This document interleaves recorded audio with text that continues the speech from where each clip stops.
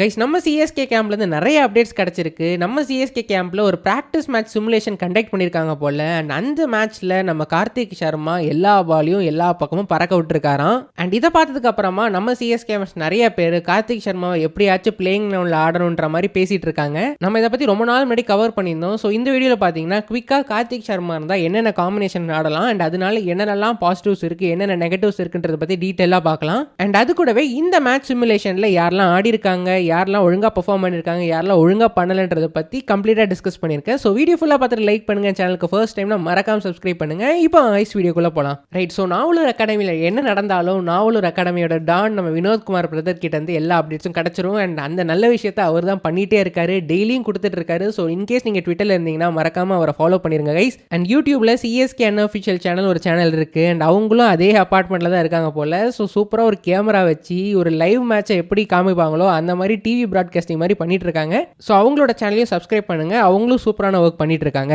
Right. இந்த விஷயத்தை நான் லேட்டாக தான் பார்த்தேன். அண்ட் நான் பார்க்கறதுக்கு முன்னாடியே நம்ம சப்ஸ்கிரைபர் அர்ஜுன் பிரதர் கிளியராக ஓவர்வேஸ் டிஸ்ட்ரிபியூஷன் மாதிரி போட்டு யார் யாரெல்லாம் ஆடி இருக்கா, யார் எவ்வளோ ஸ்கோர் பண்ணியிருக்கா, யார் பவுலிங் பண்ணியிருக்கான்னு எனக்கு ஷேர் பண்ணியிருந்தாரு. ஸோ அவருக்கும் ஒரு தேங்க்ஸ். அண்ட் இன்கேஸ் நீங்கள் ட்விட்டரில் இருந்தீங்கன்னா வினோத்குமார் பிரதரையும் ஃபாலோ பண்ணிருங்க, அர்ஜுன் பிரதரையும் ஃபாலோ பண்ணிருங்க. அவங்க ரெண்டு பேரோட அக்கௌண்ட்டோட லிங்க்கை நான் கீழே ஷேர் பண்ணியிருக்கேன். ரைட். இப்போ நம்ம ஆக்சுவல் கண்டென்ட் குள்ள போகலாம். ஸோ சிஎஸ்கே சைட்லேருந்து ஒரு ப்ராக்டிஸ் மேட்ச் சிமுலேஷன் மாதிரி கண்டக்ட் பண்ணியிருக்காங்க போல.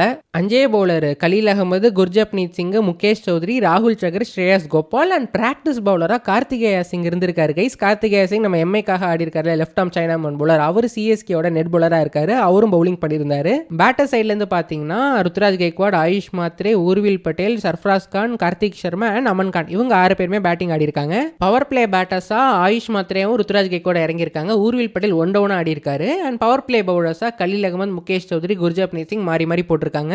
மிடில் ஓவர்ஸ்ல கம்ப்ளீட்டா ஸ்பின்னர்ஸ் தான் போட்டிருக்காங்க. கார்த்திக் சர்மாவும் சர்ஃப்ராஸ் கானும் ஆடி இருக்காங்க. அண்ட் பவுலிங்ல ராகுல் சகர், ஸ்ரேயஸ் கோபால் அண்ட் குமார் கார்த்திகே, இவங்க 3 பேரும் பவுலிங் பண்ணியிருக்காங்க. அண்ட் இதுல காமனான தீம் பார்க்க முடியறது சிஎஸ்கேயோட சேனல்ல வந்திருக்க வீடியோலையும் சரி, வினோத்குமார் பிரதர் சொன்னதுலையும் சரி, கார்த்திக் சர்மா எல்லா பாலையும் பொழந்துட்டு இருக்காருன்னு ஆல்மோஸ்ட் 8-10 சிக்ஸ் அடிச்சிருக்காருன்ற மாதிரி பார்த்துருந்தாங்க. 15-20 பால்ல கம்ப்ளீட்டா டாமினேட் பண்ணிட்டார் அகைன்ஸ்ட் ஸ்பின்னர்ஸ்ன்ற மாதிரி போட்டிருந்தாங்க. அண்ட் அவர் ஷேர் பண்ண கிளிப்ஸ் பார்க்கும்போது கிளியரா தெரியுது he is completely dominant against spinners. நின்ன இடத்துலயும் சரி, இறங்கி வந்து சரி, பொழந்து தள்ளுறாரு கைஸ். 2 சைடும் அடிக்கிறாரு, ஆஃப் சைடும் சரி, லெக் சைடும் சரி, பறக்க விடுறாரு. அண்ட் லாங் சிக்ஸஸ்லாம் அடிச்சாருன்ற மாதிரி அவர் சொல்லியிருப்பாரு. அண்ட் இதுக்கு பரவாயில்ல சிஎஸ்கே அன்அஃபிஷியல் சேனல் வீடியோவும் நான் பார்த்துட்டு இருந்தேன். ஆல்மோஸ்ட் ஒரு 45-48 நிமிஷத்துல இருந்து கார்த்திக் சர்மா வரும்னு நினைக்கிறேன் கைஸ். அதுல இருந்து நீங்க இன்கேஸ் வேணா பாருங்க, சூப்பரா ஆடுவாரு கைஸ். ஸ்பின்னர்ஸ் அடிக்கிறதெல்லாம் கிளீனா செம்ம சிக்ஸஸ் எல்லாம் ஸ்கோர் பண்ணுவாரு. பார்க்க செம்மையா இருந்துச்சு. அண்ட் அந்த வீடியோலேயே பேக்ரவுண்டில் பேசிகிட்டு இருப்பாங்க, கார்த்திக் சர்மாவை யாரா இப்படி பறக்க விடுறது, இவ்வளோ பவர் கொடுத்து அடிக்கிறேன்ற மாதிரிலாம் கமெண்ட்ரி கொடுத்துருப்பாங்க. ஸோ அதுவும் பார்க்க நல்லா இருந்துச்சு. ஆஹா, நம்ம பையனுக்கு இவ்வளோ ஹைப்பான்னு.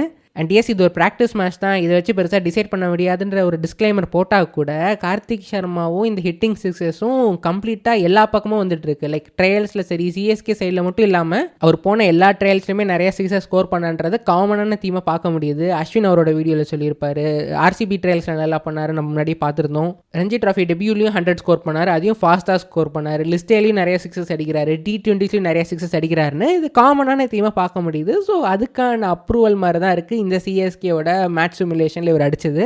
அதுக்கு ஆப்போசிட்டாக பார்த்தீங்கன்னா ஒரு பேசஸ் அகைன்ஸ்டாக ஒரு 6-8 பால் ஆடினாரு, அதில் பெருசாக ஸ்கோர் பண்ணல, ஒரு 4 மட்டும் அடிச்சாருன்ற மாதிரியும் அவர் மென்ஷன் பண்ணியிருப்பாரு. அகைன் இது சின்ன சாம்பிள் சைஸில் நம்ம பெருசாக எதுவுமே சொல்ல முடியாது. பட் எஸ், இந்த மேட்ச்சில் ஸ்பின்னர்ஸ் அகைன்ஸ்டாக நிறைய சிக்ஸஸ் ஸ்கோர் பண்ணாரு, பேசஸ் அகைன்ஸ்டாக அடிக்கல, அதுதான் ஃபேக்ட். இப்போ நம்ம மெயின் கொஸ்டின் வருவோம். கார்த்திக் சர்மாக்கு சிஎஸ்கேவோட பிளேயிங் 11 or 12 ஒரு ஸ்பாட் இருக்கான்னு கேட்டிங்கன்னா டெஃபினட்டாக இருக்குது. இது நம்ம லாங் பேக் அந்த டீம் அனாலிசிஸ் வீடியோவில் பார்த்துருப்போமே. 3 11 நான் கொடுத்துருந்தேன். இல்லை 3rd 11ல் நீங்கள் ப்ராபப்ளி ராகுல் சகரை தூக்கிட்டு ஒரு ஓவர் 10 வச்சுட்டு மேட் என்ட்ரிக்கு போல ஒரு அன்ஷில் கம்போஸ் வச்சுக்கோங்க. ஸோ இதுதான் சிஎஸ்கேவோட எக்ஸ்பெக்டட் 12 இருக்கும் if Karthik Sharma is playing and MS Dhoni is not playing. But is ப்ராப்ளமே அங்கே தான் ஸ்டார்ட் ஆகுது. இப்போ MS அண்ட் கார்த்திக் சர்மா 2 பேர் ஆடினாங்கன்னா பிரசாந்த் வீர் தான் உங்களோட 5th பவுலர் அண்ட் சிவம் டூபே தான் உங்களோட 6th பவுலர். இது சேசிங் ஆடுறோன்னா சரி, ஓகே, ஒர்க் அவுட் ஆகலாம், 7 பேட்டர் வச்சுட்டு போகலாம். பட் ஸ்டில் அதுவே கொஞ்சம் கஷ்டம் தான். பேட்டிங் ஃபர்ஸ்ட் பேட்டிங்லேயே 250 கொடுத்துட்டு சேசிங் பண்ணுறதும் கஷ்டம் தான். ஸோ அந்த ஒரு விதத்துலேயும் ஒரு ப்ராப்ளம் இருக்கும்.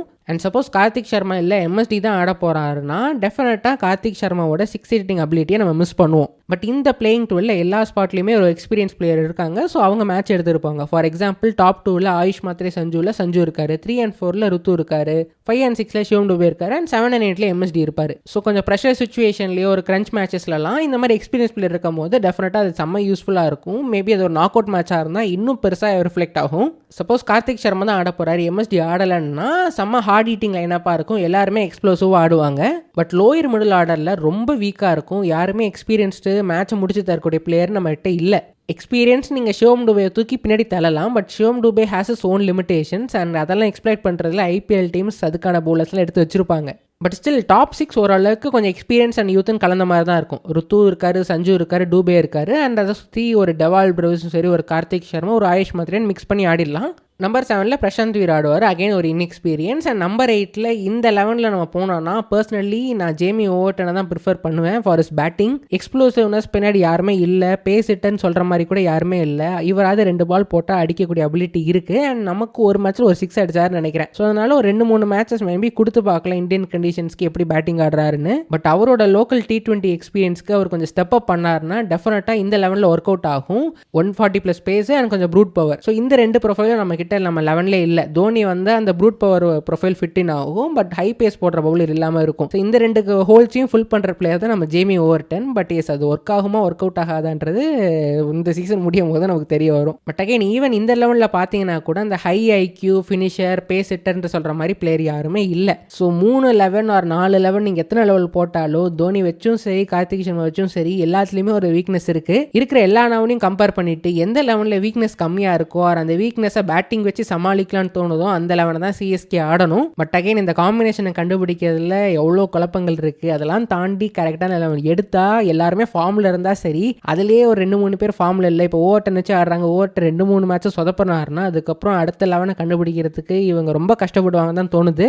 பட் ஏஸ் பார்ப்போம், எந்த லெவன் எடுத்தாலும் அது ஒர்க் அவுட் ஆகணும்னு நம்பிக்கையோடு இறங்க வேண்டியது தான். ரைட், இது தவிர பார்த்தீங்கன்னா ஊர்வில் பட்டேலும் நிறைய 6 ஸ்கோர் பண்ணாடுற மாதிரி அவரும் சொல்லியிருப்பாரு. அண்ட் சிஎஸ்கே வீடியோவில் அனிருத்தா ஸ்ரீகாந்தும் மென்ஷன் பண்ணியிருப்பாரு, ஊர்வில் பட்டேலும் சரி கார்த்திக் சர்மாவும் சரி நிறைய 6 ஸ்கோர் பண்ணாங்கன்னு. அண்ட் இது போக மற்ற பேட்டர்ஸில் பார்த்தீங்கன்னா ருத்து, சர்ஃப்ராஸ் அண்ட் ஆயுஷ் 3 பேருமே அவ்வளோவா ஃப்ளூயண்ட்டாக ஆடலன்ற மாதிரி சொல்லியிருப்பாரு. அண்ட் இதனாலே என்னன்னு தெரியல, மேட்ச் முடிச்சதுக்கு அப்புறமா ருத்துராஜ் கேக்வாட் மட்டுமே தனியாக ரெண்ட்ஸில் 2 மணி நேரம் ப்ராக்டிஸ் பண்ணியிருக்காரு போல.